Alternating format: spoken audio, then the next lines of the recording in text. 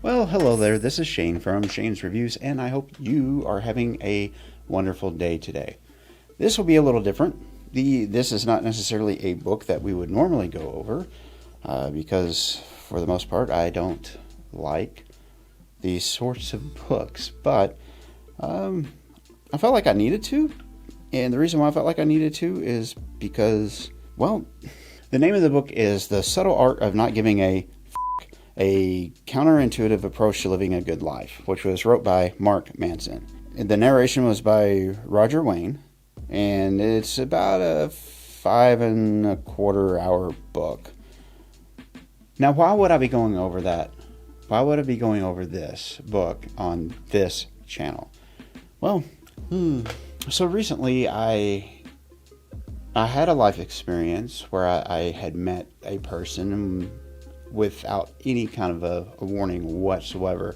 It was like a light switch flipped in them and they bugged out. Not any kind of a warning. I have people that I talk to because I have a lot of high stress environments that I'm in, so I like to keep myself grounded. But one of them, just in casual, had mentioned, why don't you check this book out?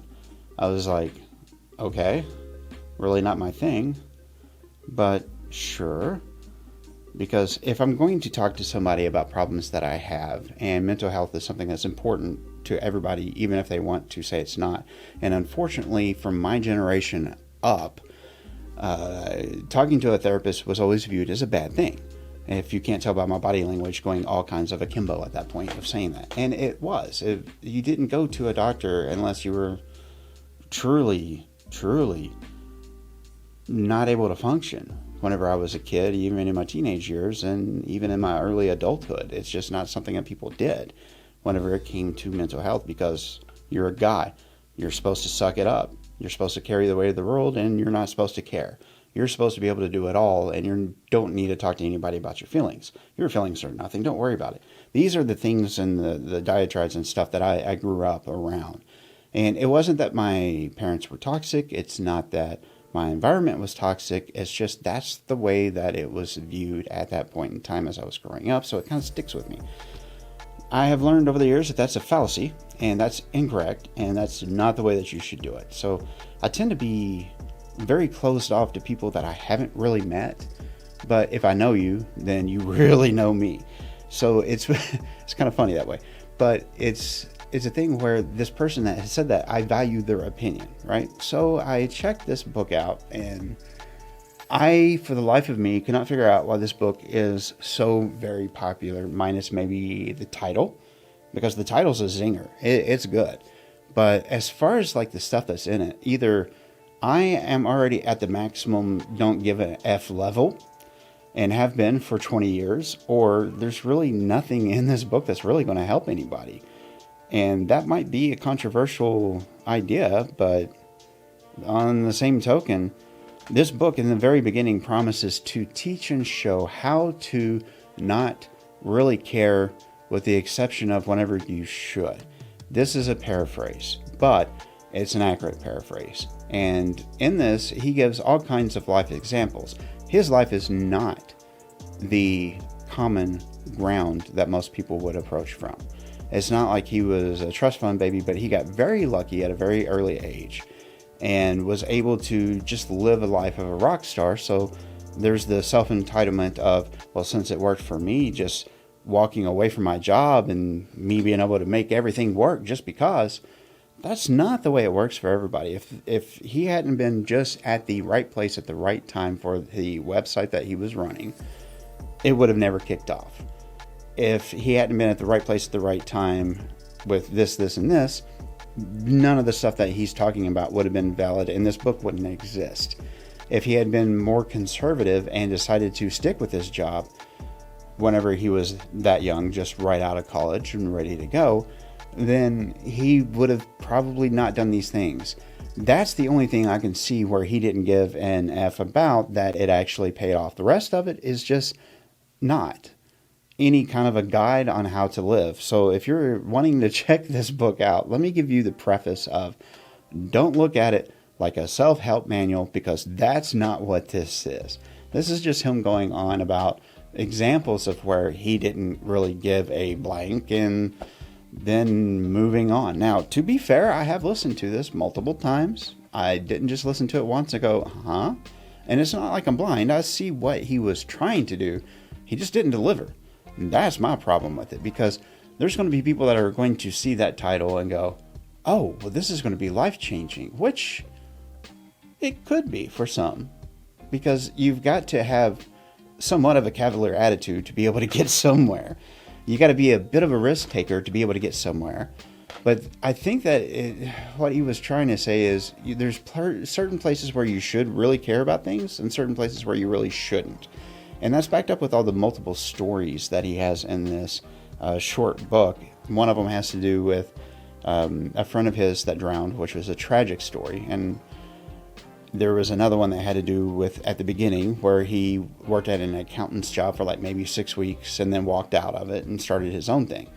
But it was only because he had already started it. And he actually kind of contradicts himself a couple times, because he says, yeah, I finished college and then I went right to this. But then there's a couple times in the book where he's like, well, I finished college and then I went to my job. And then by the end of the book, it's like, well, I finished college, I went to the job, and I was there for 6 weeks before I started this. So which is it, man? You know, did you not give an F beforehand or during hand or afterhand, after the fact? Which way did it go? And I'm not making fun of this guy. I'm really not, because he's done something I haven't. He's made a book that has hit the top of the sellers list, and there's 163,000 plus ratings on Amazon for this book. That makes it a 4.5. And it is an entertaining read. I'll give him that. And that's probably why it's done so well. But for somebody like myself, there is a subtle art of getting through the day, and you have to pick what's important. And this wasn't really said, but there was a subtext. And I really wish that he had just said this at the beginning. Essentially, you have to decide what gets your attention on a daily basis, be it your family, be it your job, be it a little mixture of both. But the way to look at life for me is there's legs on a table, and your life is the table. And you can only give so much stress on either one of those legs before one of them will pop and break. So if you're not going to your job because you're wanting to spend time with your kids and family, then eventually your job leg is going to break, and then you'll not have a job and have to find something else. Or if you're so labor focused, so job orientated, that you ignore your family, that's going to break. So you've got to figure out the balance of your home life, your work life, and your own personal time. And those are things that people seem to always forget, is you got to balance stuff. I am very guilty of that myself. I sometimes forget that I need to do things just for me. Sometimes I need to be away from everybody and have my own version of fun. In this book, he makes it sound like you just have to not care about anything, and then tries to give examples of, what was that? It's a reverse psychology mentality of the negative feedback and the positive feedback are actually opposite of each other, because if you're in a yes man environment, is what I'll call it, where everything is like, it's good, it's perfect, everything's happy, everything's good. No, don't worry about it. We've got this. Everything's happy, everything's good. Then it kind of becomes its own little neurotic beast, and it's a feedback loop, and you have a hard time getting out of that feedback loop. And usually by the time you figure out that everything isn't all that great, it's too late to actually make any course corrections, and then you just have to deal with the fallout. Whereas if you are consistently getting different life experiences that are both positive and negative, then you're able to differentiate actually what is good and what is not good, how you feel about things. And these are things that were really left out, period. He did go over the positive feedback. He did go over that. He did go over the negative connotations, but that being a positive. But he didn't explain how that links. He didn't explain how that links into that not give an F attitude that he was trying to popularize in this book. Instead, he showed quite the opposite, in my opinion, of he did care a lot. He did try to take the reins and be a womanizer for a while. He traveled to all kinds of different countries. There was a whole section of this book was look at me and what I've done in life. Are you looking for our validation? Or are you trying to sell us a self-help book, but not put any self-help in it?